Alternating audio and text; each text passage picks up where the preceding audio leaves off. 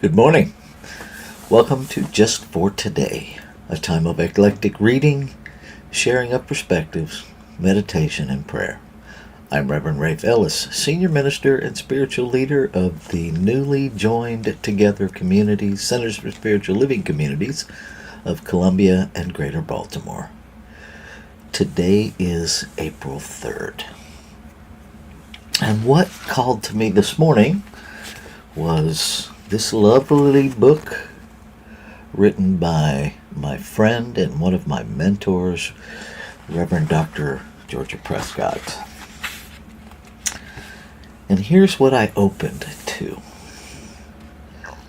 Let's talk about what God's will for you really is. Simply, it's to live in harmony with spiritual principles, or as Bill W. would say, live life on life's terms. There is no God in the sky who cares whether you live in an ashram or go to Burning Man each year.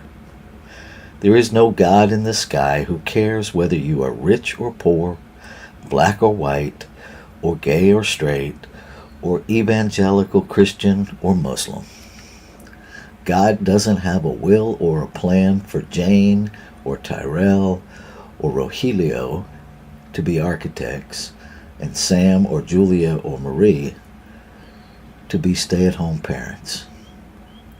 For those people and all the rest of us, God's will is to find harmony in our careers, relationships, health, and finances. God's will is not made evidence to us in the outer forms of our lives, but in the inner landscape. Sometimes it helps me to think of God's street names: compassion, love, harmony, joy, abundance, adventure, oneness. That's the kind of God I'm turning my will and life over to. I love that part of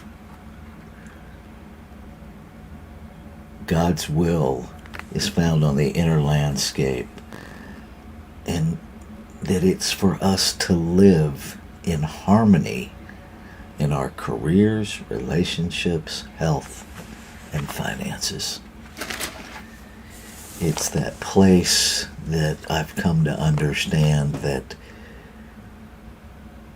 I've stopped praying for peace, and instead I pray to be peaceful in the midst of chaos, to be love in the midst of hate, to be wisdom in the midst of ignorance, to be the characteristics, the activity of my inner self, to be cooperative when there's conflict, to be open-minded when I'm met with close-mindedness, to literally harmonize that inner landscape, because what I've experienced is that even in the most challenging of situations in this physical realm, the energy I show up with shifts things in those interactions. If I am met with a passionate argument in another human being, if I simply hold the energy of love and peace, then my behavior manifests that by refusing to react, which then empowers me to actually respond. And lo and behold, it de-escalates the whole situation. For me, it's no longer about changing other people. It's about aligning my human interactions with my inner self, my inner knowing. Because I am experiencing over and over again that is what changes things. And my ego doesn't like that. My human ego doesn't like that, because my human ego still has these grandiose thoughts that I'm going to change the world. And the human eye is not going to do that. The human eye has an opportunity to impact change in the world, but only if I begin by changing my inner world. My thoughts create my feelings create my urges lead to my actions. When I am operating in integrity, in alignment, when those things all line up, then it does change the world, one drop at a time. I just may never see it on the grand scale, and I might. But that is no longer my objective. My objective is to live in alignment with spiritual principle. How about you? This is a time of sharing perspectives, and so if you would like to share your perspectives on what that reading brings up for you, I certainly welcome that. Would love to hear what you think. That would help me grow. And I understand in this public venue you may not want to do that, and that is perfectly fine as well. So I will pause here for a moment to see if anyone has any comments, and if not, we'll go on to our meditation.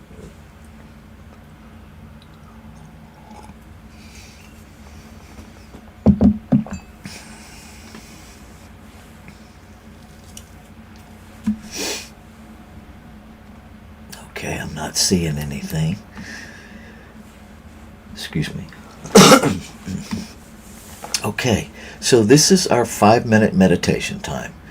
It is a timed meditation, and I invite you, especially if you're new to meditation, to just enter this as a practice, not as an accomplishment. That meditation is literally just practicing being present in the moment. And so the more we can release having any agenda and just be present with what is. If your nose itches, that's part of your meditation, right? If there's a noise around you, it's part of your meditation. Just allow yourself to be present. If you have a ton of thoughts rush in, I will offer you this tool. It works for me. I don't know if it'll work for you. It works for me. I just envision it as like on the Goodyear blimp, the scrolling marquee that goes across, and I just watch the thoughts go by. Because if I try to make them go away, I freeze them in my experience, and then they can't leave because I'm focused on them. So, yeah. All right, here we go.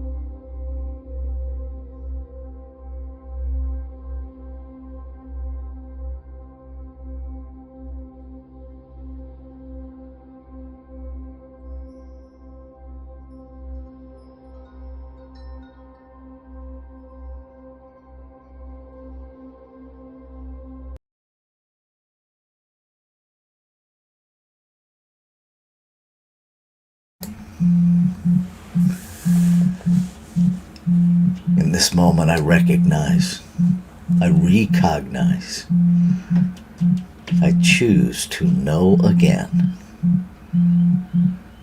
that there is one infinite, ever-present, self-existent substance that is the substance of all creation, that is creation itself, known by many names.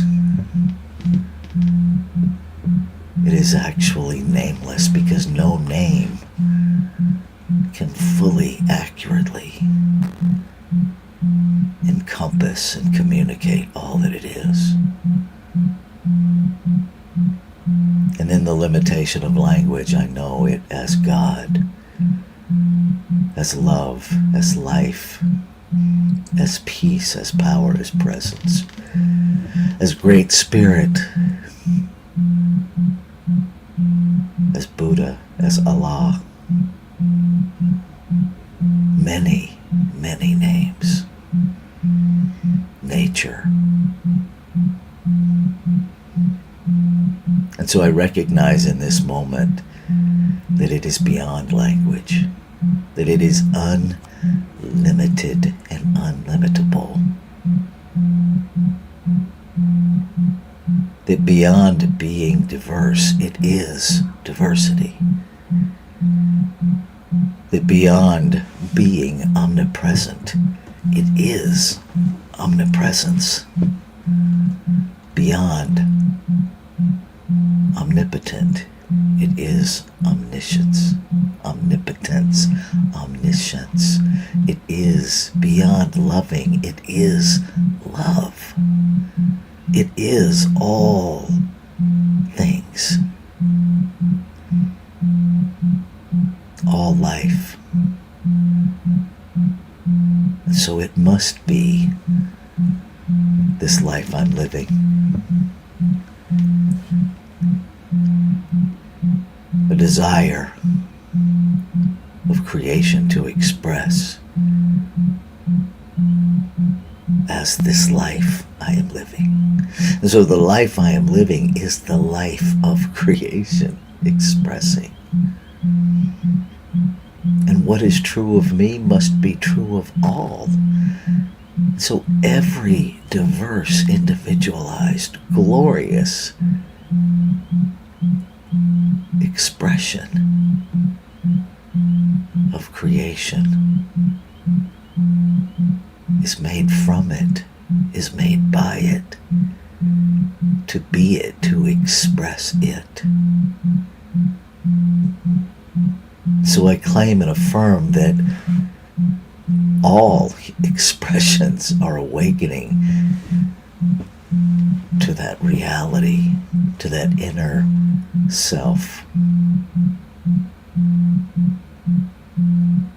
That each is awakening beyond adjectives to the ownership of nouns.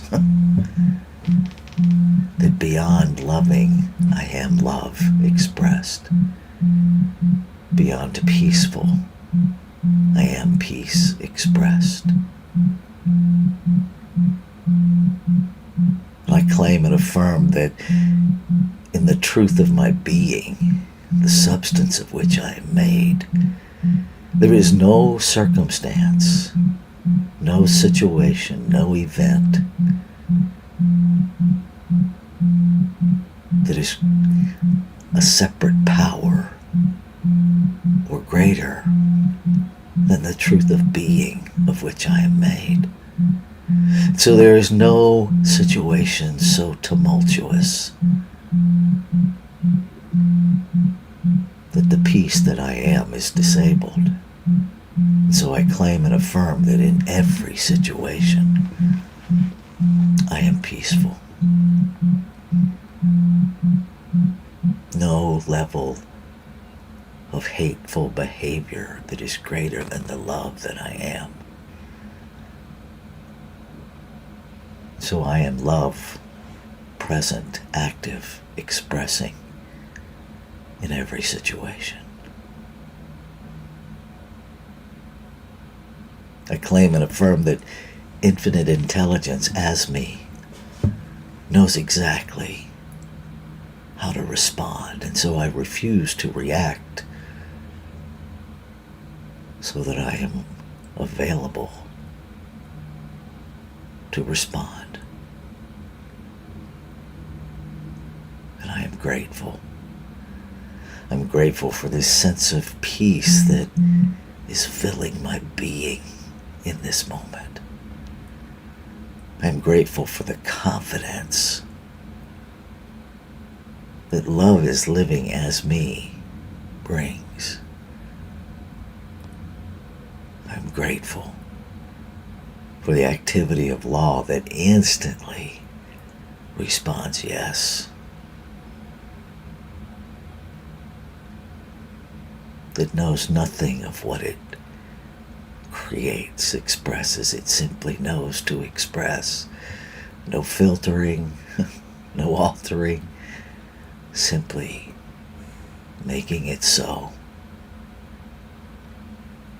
And so I know that it is done. And knowing it is done, I can release all doubt. I can release all human doubt, all human fear, all human need to make something happen. I let it all go because it's already done. And I move into and through this day in the activity of expectancy, to see what is done, to experience what is already done, to live each moment, each breath in the eternal now.